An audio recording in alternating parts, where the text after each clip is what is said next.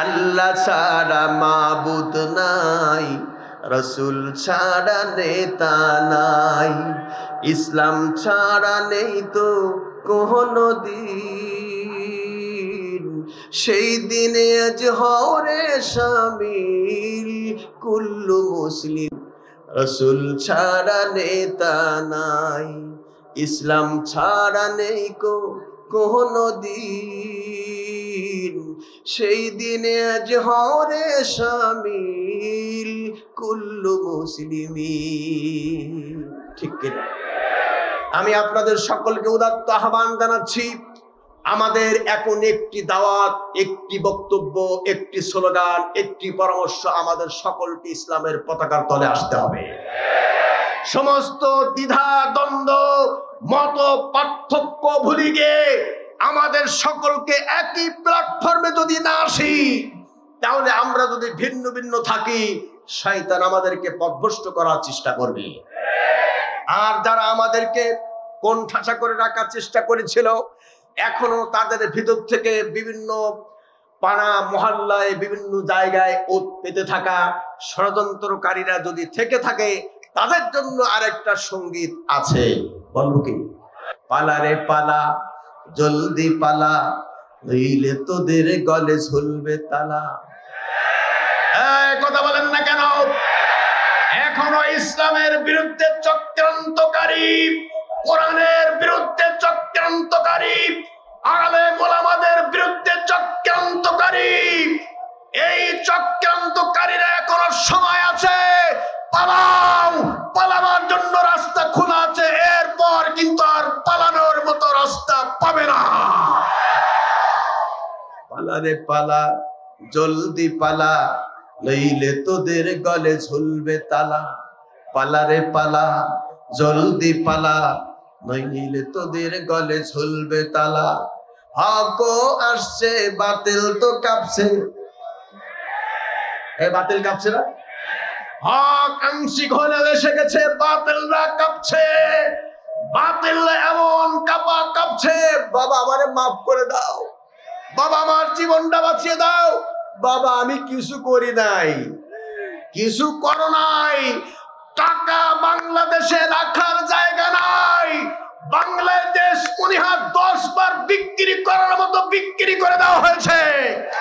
এদেশের প্রত্যেকটি শিশু আজকে যারা জন্ম নেবে, তাদের ঘরেও 1 লক্ষ টাকা ঋণ বাঁধিয়ে দিয়ে চলে গেছে। সুতরাং এখনো সময় আছে, যারা ওট পেতে আছো, ওট পেতে থেকে এখন তারা ইসলামের বিরুদ্ধে ষড়যন্ত্র করছো, তাদের জন্য এই বক্তব্য, এই স্লোগান, এই সঙ্গীতটা বলবো। সকলকে বলতে হবে, পালা রে পালা, জলদি পালা। আরো জোরে, পালা রে পালা, জলদি পালা, নইলে তোদের গলে ঝুলবে তালা। হক আসছে, বাতিল তো কাঁপছে, হক আসছে, বাতিল তো কাঁপছে, ছিনিয়ে নেবে তোদের গলার মালা। পালা রে পালা, জলদি পালা, নইলে তোদের গলে ঝুলবে তালা। তালা ঝোলার আগে, অপমান অপদস্থ করার আগে তওবা করো। ইসলামের বিরুদ্ধে আর কোন চক্রান্ত করব না, তওবা করো, নাকে খত দাও। তারপরও তোমাদের ক্ষমা হবে কিনা এটা পরবর্তী সিদ্ধান্ত। ঠিক কিনা? কারণ কিছু কিছু বিষয় আছে আল্লাহ ক্ষমার অধিকার রাখে, কিন্তু যে ব্যক্তি বান্দার হক নষ্ট করেছে, এই বান্দার হক নষ্ট করলে আল্লাহ তো ক্ষমা করার ইচ্ছা পোষণ করলো, আল্লাহর দায়িত্ব সেটা নয়। ঠিক কিনা? বান্দার অধিকারকে যারা নষ্ট করেছে, বান্দার ভোট ও ভাতের অধিকার নষ্ট করেছে। গতকাল এই মাদ্রাসার সম্মানিত সভাপতি, আন্তর্জাতিক খ্যাতি সম্পন্ন বর্ষিয়ান রাজনীতিবিদ অধ্যাপক মিয়া গোলাম পরর দুঃখের সঙ্গে গতকাল বলেছে, 25 জন এতিমের জন্য সরকারি বরাদ্দ ছিল, সেটিও তাদের বরদাস্ত হয় নাই। সুতরাং এরা ইসলামের দুশ্মন। মুখে মদিনার সনদ থাকলেও এরা ইসলামের চূড়ান্ত দুশ্মন। এরা কোরআনের চূড়ান্ত দুশ্মন, এরা মসজিদ মাদ্রাসার চূড়ান্ত দুশ্মন। এদেশের কওমি মাদ্রাসাগুলি, এদেশের হাফিজা মাদ্রাসাগুলি যারা কোরবানি করে, কোরবানিকৃত পশুর চামড়া লিল্লাহ বোর্ডিং এ দিয়ে দেয়, যাতে করে লিল্লাহ বোর্ডিং উপযুক্ত মূল্য না পায়, সেজন্য চামড়ার দামকে এত পরিমাণে কমিয়ে দিয়েছে, মাদ্রাসার ছাত্ররা কষ্টে, বেদনায়, দুঃখে চামড়া রাস্তায় ফেলে দিয়ে চোখ মুছতে মুছতে মাদ্রাসায় এসেছে। এগুলো সব ষড়যন্ত্র করেছে ইসলামের বিরুদ্ধে। একটা একটা করে ষড়যন্ত্র করতে করতে ইসলামী সিলেবাস আমাদের দেশের ধর্মীয় বইতে পুত্তলিকার ছবি, গণেশের ছবি, আমার দেশের জনমনে এমন ক্ষোভের সৃষ্টি হয়েছে, কষ্টে দুঃখে মানুষেরা রোজা রেখে বলেছে, আল্লাহ এই জগদ্দল পাথর কবে আমাদের মাথার উপর থেকে সরে যাবে? আল্লাহ পাক সরিয়ে দিয়েছেন। এজন্য আপনারা কি শুকরিয়া আদায় করেছেন? বেশি করে শুকরিয়া আদায় করেছেন? আমার বিশ্বাস হয় এই মাদ্রাসার মহিলা শাখায় হাজার হাজার আমার মা আয়েশা, খাদিজা, ফাতিমা দিয়ে ভরে গিয়েছে। অসংখ্য মায়েরা রোজা রেখেছিল মাসের পর মাস, অসংখ্য মুরব্বী বাবাজিরা রোজা রেখেছিল মাসের পর মাস। বছরে যে কয়েকদিন রোজা রাখা হারাম এবং মা বোনদের আল্লাহ পাকের পক্ষ থেকে নিষিদ্ধ দিনগুলি বাদে তারা রোজা রেখেছে শুধুমাত্র এই কষ্টে, এই বেদনায় যে আল্লাহ বিনা দোষে মানুষদেরকে যেভাবে হত্যা করেছে, ইসলামের সমস্ত নীতি নির্ধারণ সবকিছু সমলে নিপাত করে তারা দিচ্ছে। আল্লাহ এদেরকে এই ঘন মেঘ, অমাবস্যার মতো কালো মেঘ তুমি আমাদের মাথার উপর থেকে সরিয়ে দাও। আল্লাহ পাক দোয়া কবুল করেছে। ওয়ামা লাকুম লা তুকাতিলুনা ফি সাবিলিল্লাহি ওয়াল মুস্তাদআফিনা মিনার রিজালি ওয়ান নিসাই ওয়াল বিলদানিল্লাযিনা ইয়াকুলুনা রাব্বানা আখরিজনা هذه من قرية الظالم أهلها واجعل لنا من لدنك وليا واجعل لنا من لدنك نصيرا الله أكبر। আল্লাহ পাক আমাদেরকে এই আয়াতে কারিমা নাজিল করে আমাদেরকে বলছেন, তোমরা এখনো কেন বসে আছো? তোমরা এখনো কেন সংগ্রাম করছো না? এখনো কোনো লড়াই করছো না? আমার ভাইরা, জিহাদ শব্দটি এমন ভাবে তারা বিকৃত করেছে, শাব্দিক অর্থ হচ্ছে জিহাদের শাব্দিক অর্থ হচ্ছে চেষ্টা করা, প্রচেষ্টা করা, কৌশল করা। আর এই জিহাদের শব্দকে তারা জঙ্গি আখ্যায়িত করেছে, ঠিক কিনা?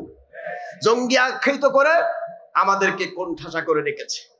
কিন্তু আমরা দেখে দিয়েছি, কোন মাদ্রাসায় সাবেক শিক্ষামন্ত্রী, সাবেক স্বরাষ্ট্রমন্ত্রী বলেছে বাংলাদেশের কোন মাদ্রাসায় জঙ্গি তৈরি হয় না, জঙ্গি তৈরি হয় ইউনিভার্সিটি, কলেজ, এই সমস্ত জায়গায়। ওরা প্রমাণ করেছে। কাজেই মাদ্রাসাগুলি বন্ধ করে দিয়ে যে স্বপ্ন যারা দেখেছিল, সেই স্বপ্ন দেখতে গিয়েও তারা অঝরে স্বপ্নের আগেই তাদের ঘুম ভেঙে গেছে, স্বপ্নের আগেই তাদের ঘুম ভেঙে গিয়েছে। সুতরাং আগামীর বাংলাদেশ, ইসলামের বাংলাদেশ, আগামীর বাংলাদেশ, কোরআনের বাংলাদেশ, আগামীর বাংলাদেশ, আলেম ওলামাদের বাংলাদেশ।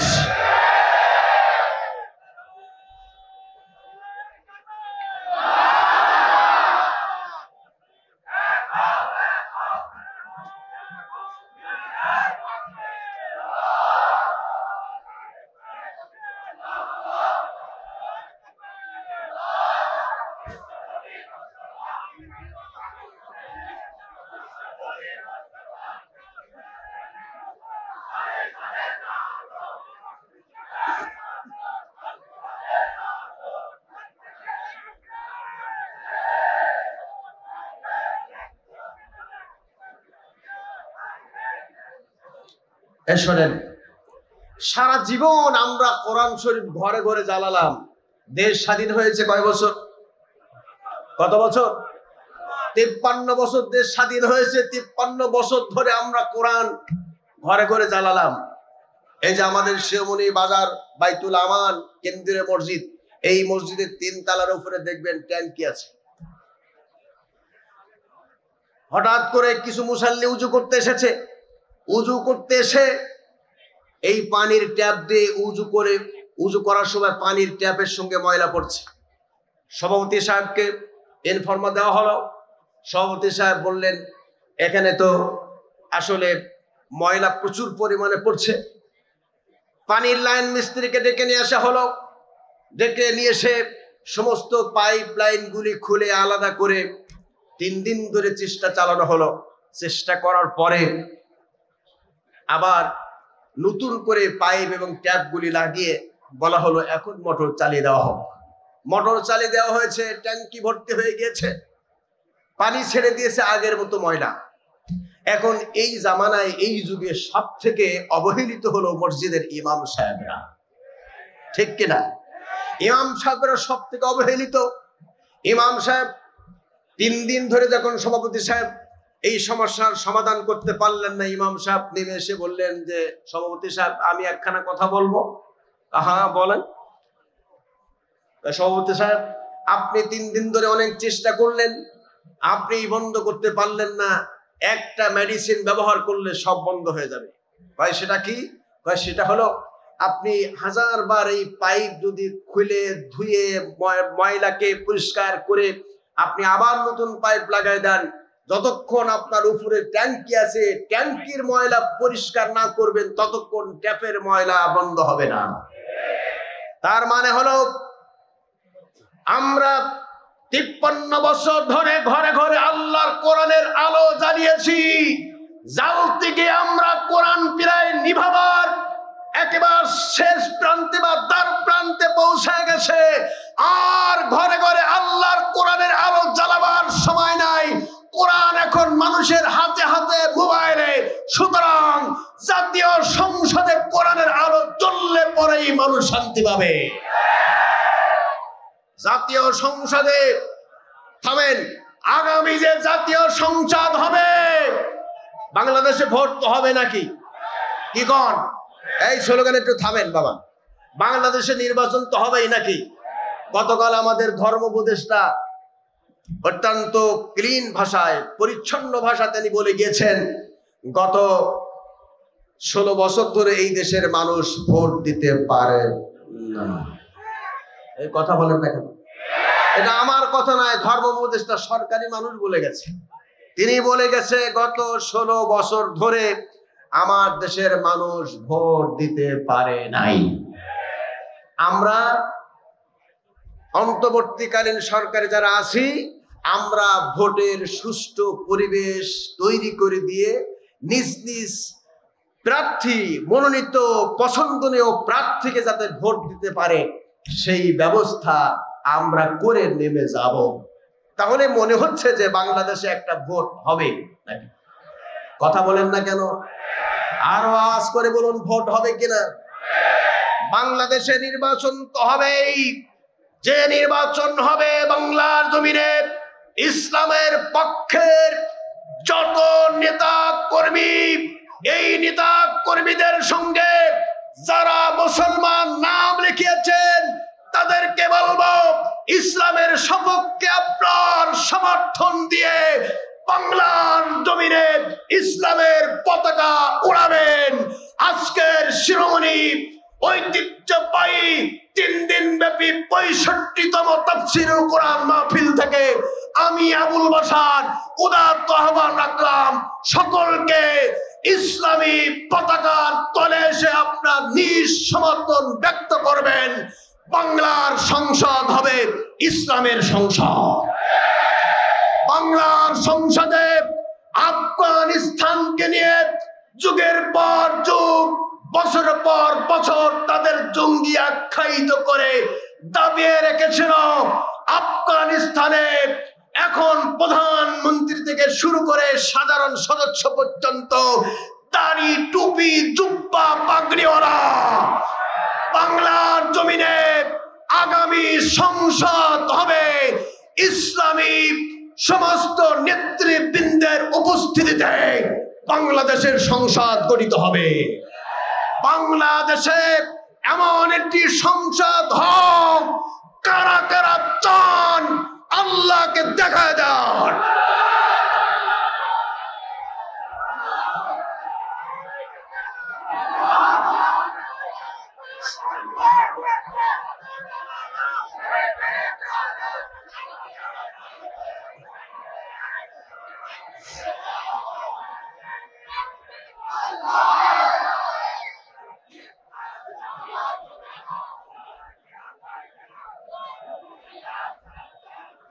বসেন, সবাই একটু দাঁড়িয়ে মাজা সোজা করছেন, বুঝতে পেরেছি।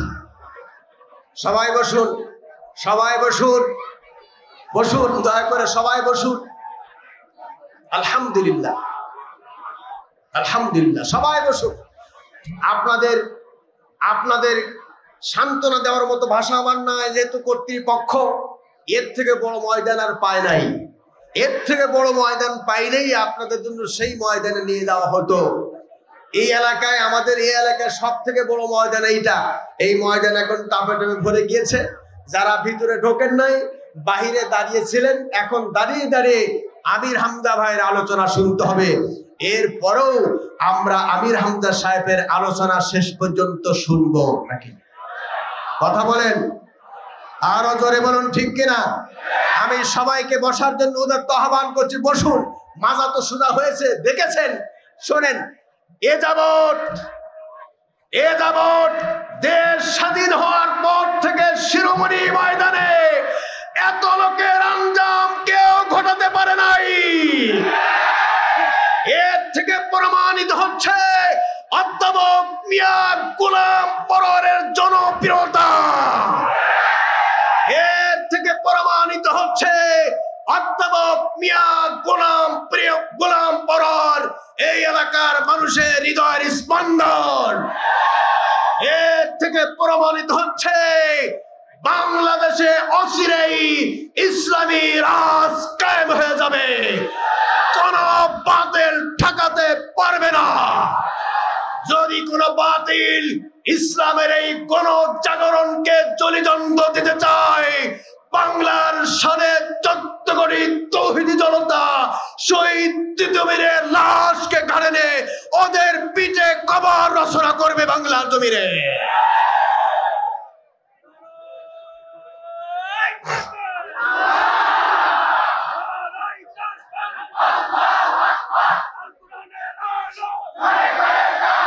কাজেই একটা দাবি করব আপনাদের কাছে, যে কথা আমি প্রথমে শুরু করেছিলাম সেই কথা দিয়েই শেষ করব। আল্লাহর কোরআন পাঠিয়েছেন তিনি কে? আরো জোরে। এই কোরআন দিয়ে আপনার আমার জীবন গড়ব, কোরআন পড়ব। আমার মা বোনদেরকে কোরআন পড়ার জন্য আমি বিনীত অনুরোধ করছি। হাদিস পড়ব, ইসলামী সাহিত্য পড়ব এবং নামাজ পড়ব। নামাজ পড়ে আল্লাহর কাছে দোয়া করব। ইসলামী চেতনায় আমার পুরা জীবনটা আমি গঠন করব। এইরকম চেতনা নিয়ে আমরা যেন এই মাহফিল থেকে বাড়িতে ফিরতে পারি, তা না হলে শুধু আনাকুম আর জানাকুম হবে। ঠিক কিনা? আজকের এই উদাত্ত আহ্বান রেখে আমার আলোচনার সমাপ্তির দিকে যাচ্ছি। এখনই আলোচনা শেষ করব। শেষ বক্তব্য, শেষ কথা হলেই, যে শহীদদের রক্তের উপরে আমরা এখনো দাঁড়িয়েছি, যেই শহীদদের রক্তের উপরে দাঁড়িয়ে আমরা একটি নতুন স্বাধীনতা পেয়েছি, সেই রক্তের সঙ্গে যেন কোনো বেঈমানি না হয়। দরকার হলে আমরাও রক্ত দিব, বিনিময় বাংলার জমিনে ইসলামী রাজ কায়েম হবে। অবশ্যই আল্লাহর কোরআনের এই বাতি নিভানোর মতো শক্তি সামর্থ্য থাকলেও তারা সেই শক্তি সামর্থ্য কাজে লাগাতে পারে নাই। আজও সারা বিশ্ব জুড়ে আল্লাহর কোরআনকে নিষিদ্ধ করার ষড়যন্ত্র যারা করেছে, তাদের সকল ষড়যন্ত্র ব্যর্থ করে দিয়েছেন কে? আরো জোরে বলুন, ব্যর্থ করে দিয়েছেন কে? সেই আল্লাহ আজও আছেন তো নাকি? আছেন তো নাকি? কোথায় আছে? কয়েকদিন আগে আমেরিকার নির্বাচন হলো, প্রেসিডেন্ট। সেই নির্বাচনের পর্যবেক্ষণ কমিটিতে আল্লাহ দাঁড়িয়ে দাঁড়িয়ে অবলোকন করছিলেন বুঝি। হ্যাঁ, আল্লাহ পাক কোথায় আছেন? কোরআনের কাছে প্রশ্ন করবে, কোরআনের কারিমের কাছে প্রশ্ন করছে। কোরআন তুমি বলে দাও আল্লাহ পাক কোথায় আছেন? কোরআনে কারীম বলছে আর রহমানু আলাল আরশি ইস্তাওয়া। কোরআনে কারীম জবাব দিচ্ছে, কোরআন বলছে আল্লাহ রাব্বুল আলামিন আরশে আজিমের উপরে অবস্থান করছেন। কাজেই আল্লাহ সেখান থেকে সব কিছু রিমোট চাপেন, আর কে কি বলেন, আর কে কি করেন, কে কি ষড়যন্ত্র করেন, রাতে এবং দিনে, সকালে এবং সন্ধ্যা, দুপুর এবং বিকালে কে কি ষড়যন্ত্র করে কেউ না দেখতে পাইলেও দেখতে পান কে? সুতরাং সেই আল্লাহ আজও আছেন, আগেও যেমন ছিলেন এখনো। কোরআনে কারীম বলছে আল্লাহু লা ইলাহা ইল্লা হুয়াল হাইয়ুল কাইয়্যুম লা তাখুযুহু সিনাতুন ওয়ালা নাওম। আল্লাহ হলেন তিনি যিনি ছাড়া কোনো ইলাহ নাই, উপাস্য নাই, আইনদাতা নাই, বিধানদাতা নাই। ঘুম তো দূরের কথা, কোন তন্দ্রা যাকে স্পর্শ করতে পারেন না, তিনি কে? সেই আল্লাহ বলেন আমি ধরি ধরি ধরি না, ধরলে কিন্তু আমি ছাড়ি না। আমি আল্লাহ যাকে ধরি, পালাবার জন্য ইঁদুরের গর্ত খুঁজলেও শেষ পর্যন্ত ইঁদুরের গর্ত নসিব হয় না। এমন পালান পালাতে হয়, কাউকে বলে পালাবে সেই সুযোগ আল্লাহ পাক দেন নাই। এই পৃথিবীর ইতিহাসে এমন পালাতে পৃথিবীতে কেউ দেখে নাই, যেটা বাংলার 13.5 কোটি তৌহিদি জনতা দেখেছে। সুতরাং আল্লাহর কোরআনের সঙ্গে যারা বেয়াদবি করেছে, আল্লাহর কোরআনের সঙ্গে যারা দুশমনি করেছে, আবু জাহেল, উতবা, শাইবা, ওলীদ বিন মুগীরা, তাদের গোষ্ঠী যেমন নিপাত হয়েছে, আল্লাহর জমিনে কোরআনের বিরুদ্ধে অপপ্রচার, কোরআনের বিরুদ্ধে ষড়যন্ত্র করার কারণে আবু জাহেলের গোষ্ঠী যেমন নিপাত হয়েছে, তাদের প্রেতাত্মা ডালে ডালে, পাতায় পাতায়, শাখায় শাখায় যে যেখানে থাকবে তাদেরও কবর রচনা হবে।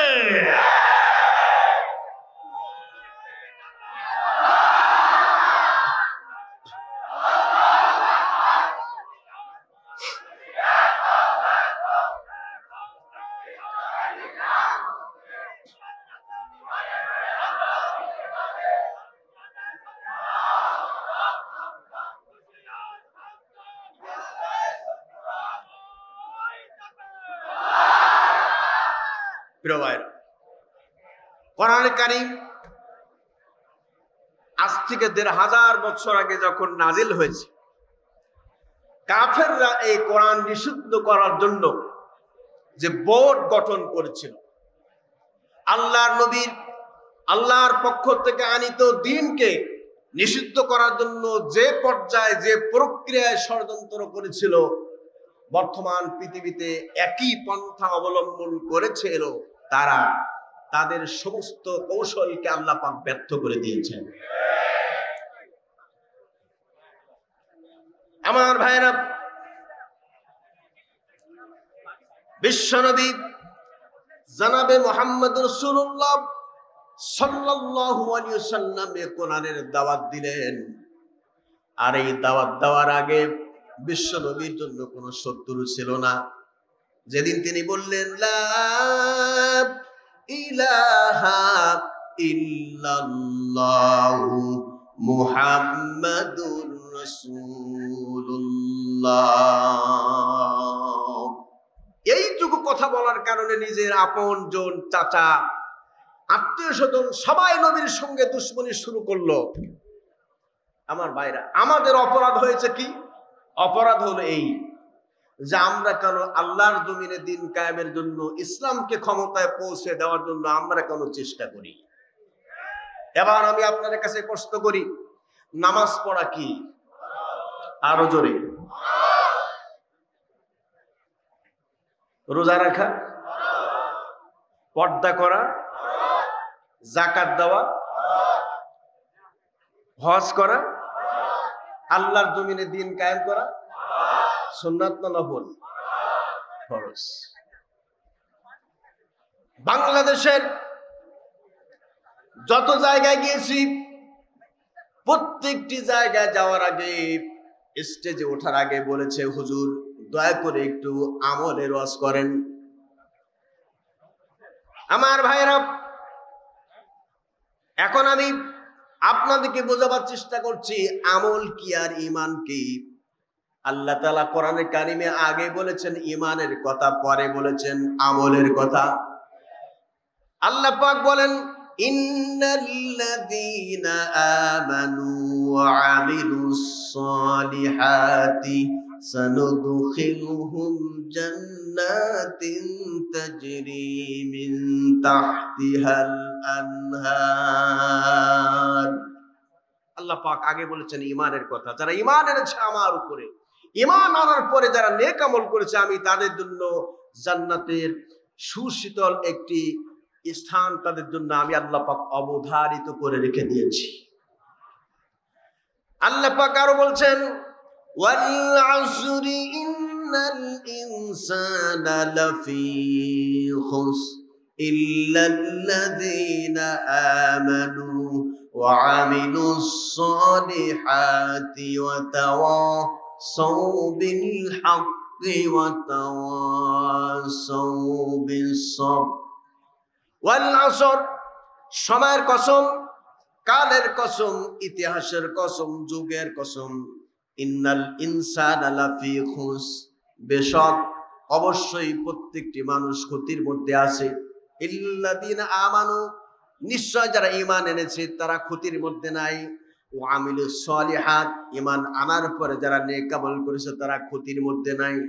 ওয়া তাওয়াসাউ বিল হাক্কি, যারা একে অপরকে হকের দাওয়াত দিয়েছে তারা ক্ষতির মধ্যে নাই। ওয়া তাওয়াসাউ বিস সাবর, যারা একে অপরকে ধৈর্যের দাওয়াত দিয়েছে তারা ক্ষতির মধ্যে নাই।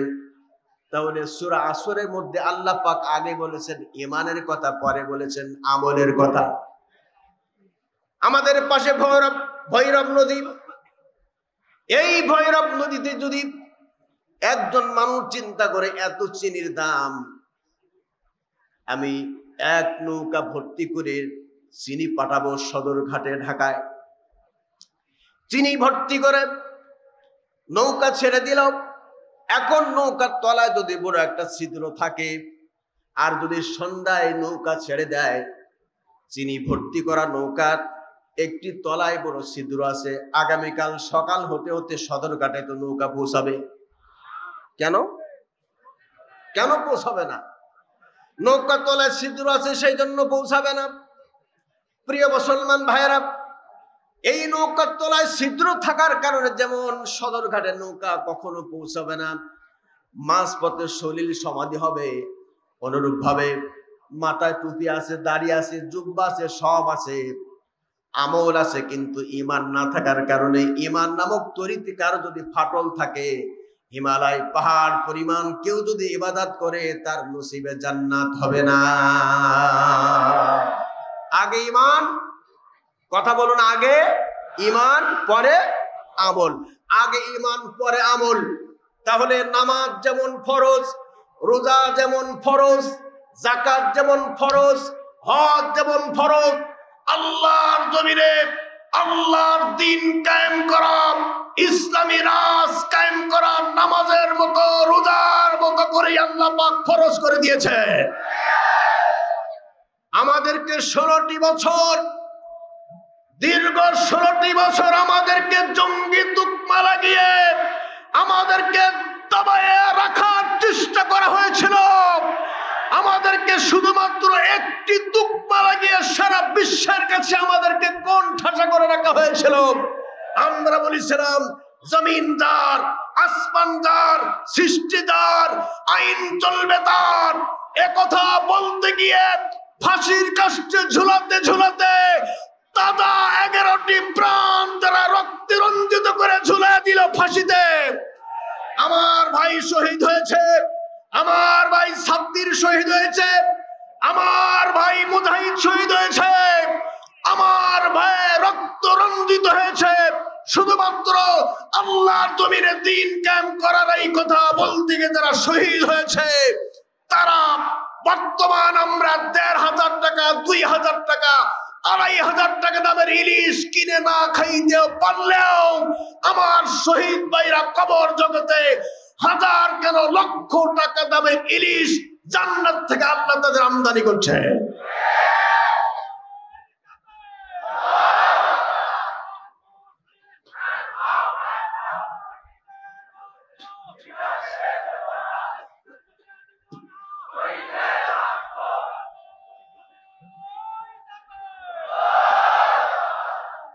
এই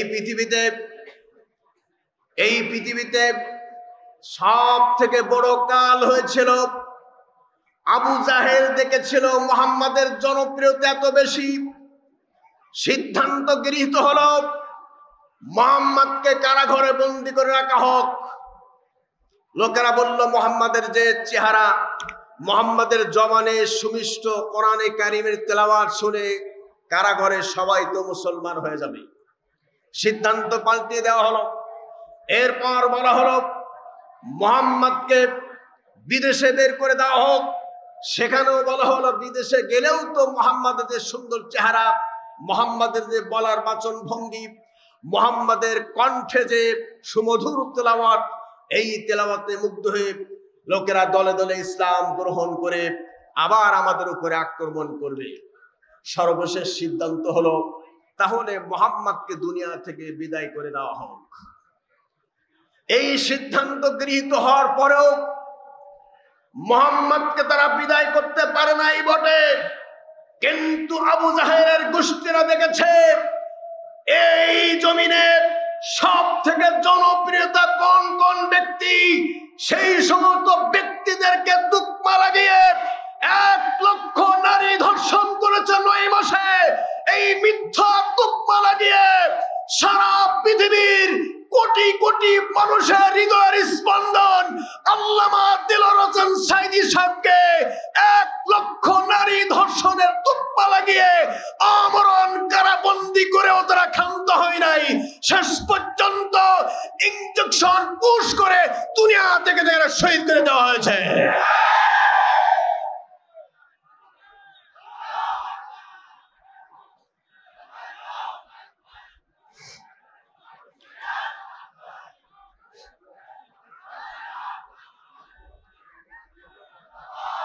আমার ভাইরা, মানুষের মনে দুঃখ লাগে, একজন মানুষ মারা গিয়েছে, তার স্বাভাবিক পন্থায় মানুষেরা জানাজা পড়বে, কিন্তু জানাজা পড়তে গিয়েও বাধা দেওয়া হয়েছে।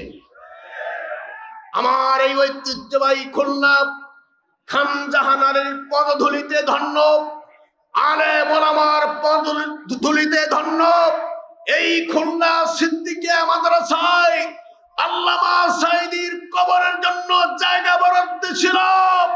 নিষিদ্ধ, সত্য নিষিদ্ধ ওই সংগঠনের তদানীন্তনকালে দামাল ছেলেরা আমার সাঈদী সাহেবের জানাজা, সাঈদী সাহেবের কবর যাতে এখানে নয়, বিকাল থেকে মিছিল করে সেখানে কবর দিতে দেয় নাই যারা, আল্লাহর জমিন থেকে আল্লাহই তাদের নিষিদ্ধ করে দিয়েছে। নিষিদ্ধ করে দেওয়ার মালিক কে? কে কারে নিষিদ্ধ করে? কে কারে নিষিদ্ধ করে? অন্য সব কিছু নিষিদ্ধ করতে গিয়ে নিজেদের সোনার ছেলেদের কেবলমাত্র নিষিদ্ধ হয়েছে, বাকিগুলি নিষিদ্ধ হওয়ার জন্য অল্প দিন অপেক্ষা করো, নিষিদ্ধ হবে, কেউ ঠেকাতে পারবে না।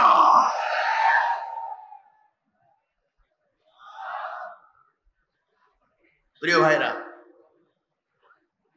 আল্লাহর কোরআন নিষিদ্ধ করতে গিয়ে আবু জাহেল, আজকে আবু জাহেলের বাড়িতে ৩৫০০ টয়লেট। আপনারা যারা হজে গিয়েছেন, আমি আল্লাহ পাকের ইচ্ছায় 2 বার আল্লাহ পাক আমাকে হজে নিয়েছে। আবু জাহেলের বাড়ির সামনে গেলেই পরে পেটের মধ্যে একটা মুসরানা দিয়ে ওঠে। কেন জানি আল্লাহ পাক বোঝাতে চায়, বেটা বাংলাদেশ থেকে আসছিস, আবু জাহেলকে কিছু না দিয়ে যাবি। আমার ভাইরা, আগামী অল্প কিছুদিনের মধ্যে যারা স্বঘোষিত নিজেদেরকে ইসলামের দাবিদার মনে করত, মদিনার আদলে মদিনার সনদে রাষ্ট্র গড়ার অভিপ্রায় ব্যক্ত করতে গিয়ে বাংলাদেশের 560টি মডেল মসজিদ বাংলাদেশের জনতার টাকায়, নিজের টাকায় তৈরি করা মিথ্যা তুকমা লাগিয়েছিল। অথচ সৌদি গভর্নমেন্ট এই বাংলাদেশে 8,000 কোটি টাকা দিয়ে মডেল মসজিদ বানাবার জন্য টাকা বরাদ্দ দিয়েছিল। আমার ভাইরা, এত কিছু করার পরেও এখনো ক্ষান্ত হয় নাই। এখনো বিভিন্ন জায়গায় গুঞ্জন শুনতে পাচ্ছি, এই সমস্ত কোরআনের মাহফিল দেখেই অনেকের অ্যালার্জি, খেজুনি, চুলকানি অনেক কিছুই হচ্ছে। আমি বলি, চুলকানি বেশি যদি হয়, আমাদের কাছে মলম আছে, সেনেগাল মলম, একবার লাগাই দিলে পরে চুলকানি চিরজীবনে বন্ধ হয়ে যাবে।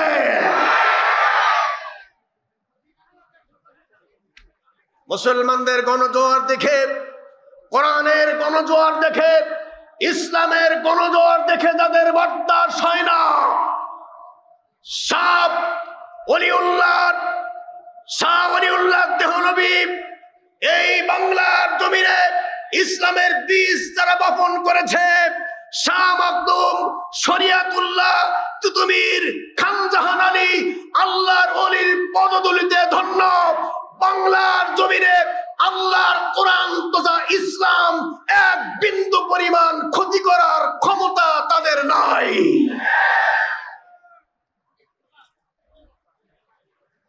সমস্ত চেষ্টা ব্যর্থ হয়ে গেছে।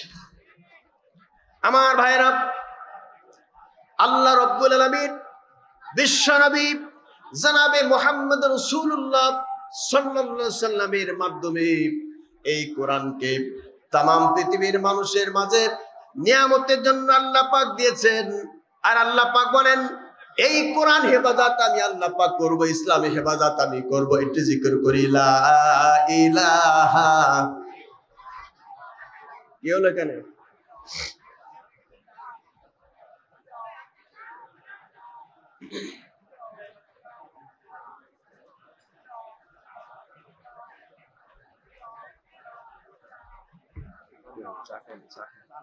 গরম পানি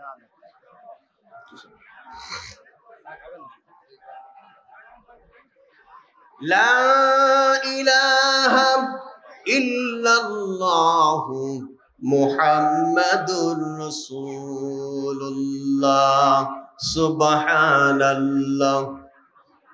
নড়াচড়া কম করেন, তাড়াতাড়ি বসে পড়েন, সময় নষ্ট হচ্ছে, খুব তাড়াতাড়ি বসে পড়ুন। সুবহানাল্লাহ, লা ইলাহা, সুবহানাল্লাহ,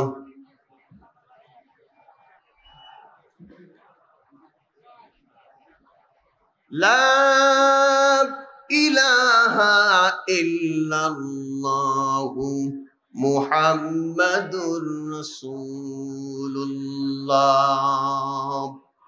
আল্লাহ রাব্বুল আলামিন বলেন, ওয়া মা লাকুম লা তুকাতিলুনা ফি সাবিলিল্লাহি ওয়াল মুস্তাদআফিনা মিনার রিজালি ওয়ান নিসা والبلدان الذين يقولون ربنا। আমার ভাইরা, আল্লাহ পাক বলেন, তোমরা কেন লড়াই করছো না সেই সমস্ত দুর্বল নারী, পুরুষ এবং শিশুদের পক্ষে, যারা আর্তনাদ করে কেঁদে কেঁদে বলছে, আল্লাহ তাআলা তোমার পক্ষ থেকে আমাদের জন্য একজন ওলি নির্বাচন করে দাও, তোমার পক্ষ থেকে একজন সাহায্যকারী নির্ধারণ করে দাও। আমার ভাইরা, এখন আমাদের সকলকে ঐক্যবদ্ধ হতে হবে আল্লাহর জমিনে দিন কায়েমের জন্য। দাঁড়িয়ে থাক আর না থাক, টুপি থাক আর না থাক, যারা মুসলমান, আল্লাহ যারা বিশ্বাসী, রসুলের উপরে যারা ঈমান এনেছেন, কোরআন হাদিসের উপরে যারা ঈমান এনেছেন, ফেরেশতা এবং পরকালের প্রতি যারা ঈমান এনেছেন, তাদের এখন সকলকে আসতে হবে আল্লাহর জমিনে। আমরা দিন কায়েম করি। আমরা বেঁচে থাকলে দেখব, মারা গেলে আমাদের সন্তানরাও দেখবে। কোন একদিন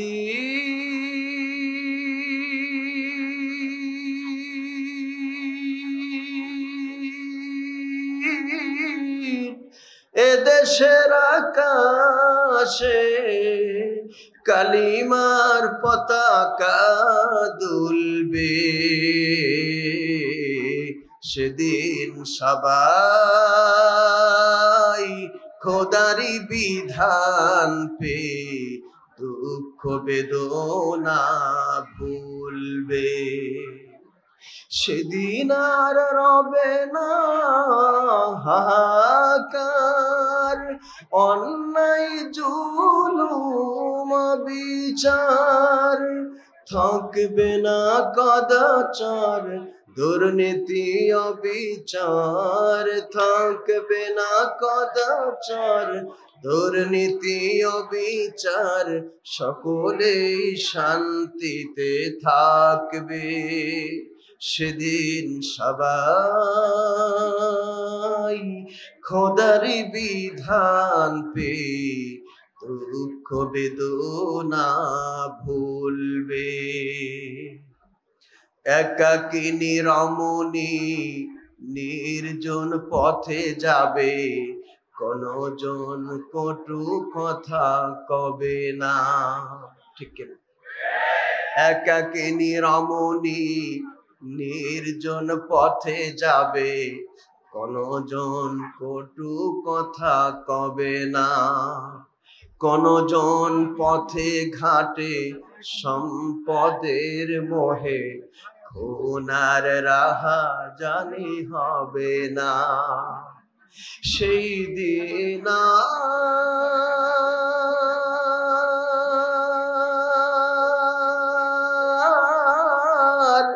নেই বেশি দূরে, আর কিছু পথ গেলে মিলবে।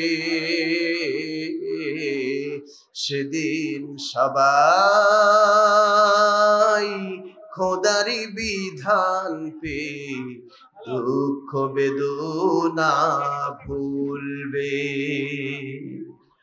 আল্লাহর জমিনে দিন কায়েম হয়েছে, এই দৃশ্য দেখে মরার তৌফিক যেন আল্লাহ পাক আমাদেরকে দান করেন। আরো জোরে বলুন আমিন। জাতীয় সংসদে আল্লাহর কোরআনের আইন বাস্তবায়ন হয়েছে, এই দৃশ্য দেখে মরার তৌফিক আল্লাহ পাক আমাদেরকে দান করুন। আরো জোরে বলুন আমিন। জাতীয় সংসদে আল্লাহর কোরআনের হুকুম দিয়ে সংসদ পরিচালিত হোক। কারা কারা চান দুই হাত উঁচু করে দেখান।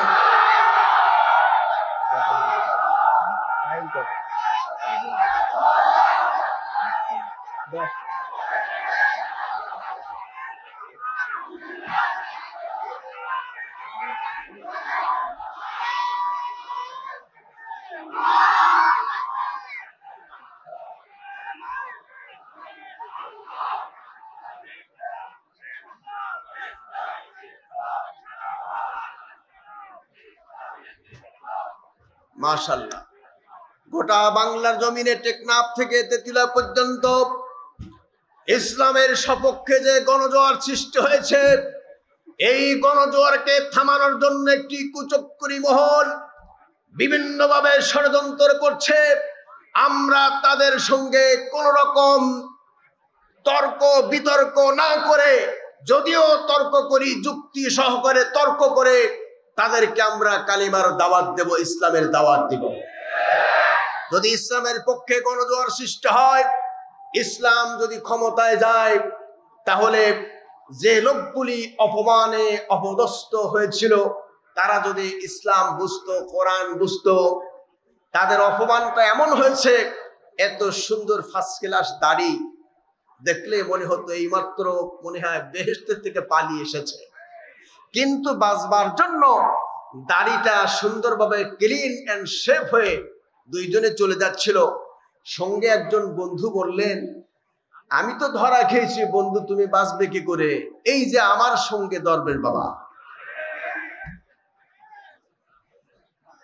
ইসলামের বিরুদ্ধে সকল ষড়যন্ত্র, ইসলামী আন্দোলনের বিরুদ্ধে সকল ষড়যন্ত্রকারীরা অপমান অপদস্থ হয়েছে। এখনো তারা বসে নাই, বিদেশ থেকে গুলি চালাচ্ছে। তাদের গুলিতে আমাদের কারো হৃদয়ে রক্তক্ষরণ হচ্ছে আংশিক, কিন্তু মনে রাখতে হবে আমরা কিন্তু পরিপূর্ণ ইসলামের বিজয় এখনো পাই নাই।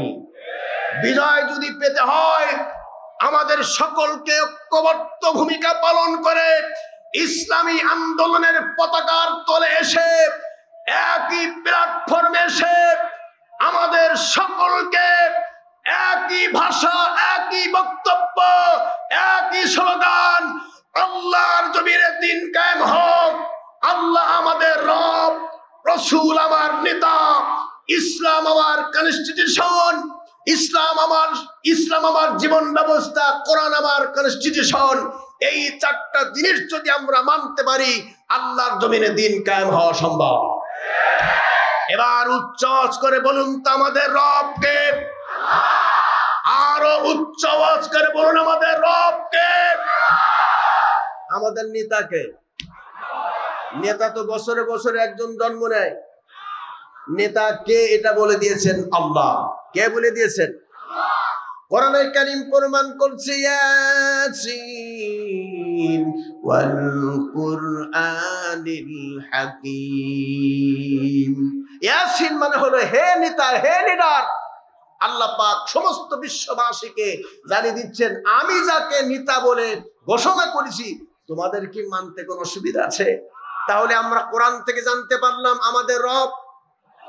আরো জোরে, আমাদের নেতা বিশ্বনবী মুহাম্মদুর রাসূলুল্লাহ।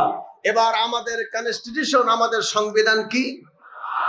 আরো জোরে বলতে হবে সংবিধান কি?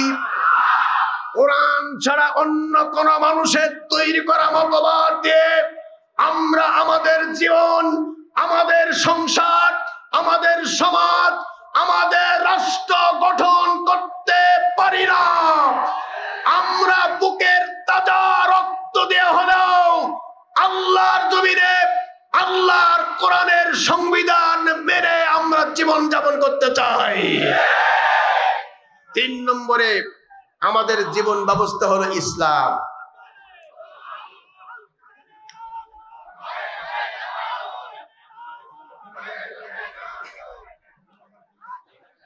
চার নম্বরে আমাদের জীবন ব্যবস্থা ইসলাম। আমাদের জীবন ব্যবস্থা কি? আরো জোরে বলেন। আমি এই সঙ্গীতটা গাইতে গিয়ে নাটোরের লালপুরে গ্রেপ্তার হয়েছে। রাত 3:30টা পর্যন্ত আমাকে অ্যারেস্ট করে থানায় রেখেছিল। পরে ওসি সাহেবের বাড়ি আমাদের মাদারীপুর। বললেন আপনার বাড়ি আর আমার বাড়ি তো 2 জেলার ফাঁকে, কাজে আপনাকে ছেড়ে দেওয়া উচিত। আমি বললাম না ছাড়লেও সমস্যা নাই। আমার বাপ যদি 13 বছর বিনা দোষে জেল খাটতে পারে, আমার জন্য 1 ঘন্টা করে 1 মাস জেল খাটলে কোনো আপত্তি নাই। কারণ জেল আর জরিমানা, রক্ত আর শহীদ, এটা তো মুমিনের জন্য একটি আল্লাহর পক্ষ থেকে নিয়ামত। আমি সেদিন বলেছিলাম আল্লাহ ছাড়া মাবুদ নাই, রাসূল ছাড়া নেতা নাই। এই কথা বলেন না কেন?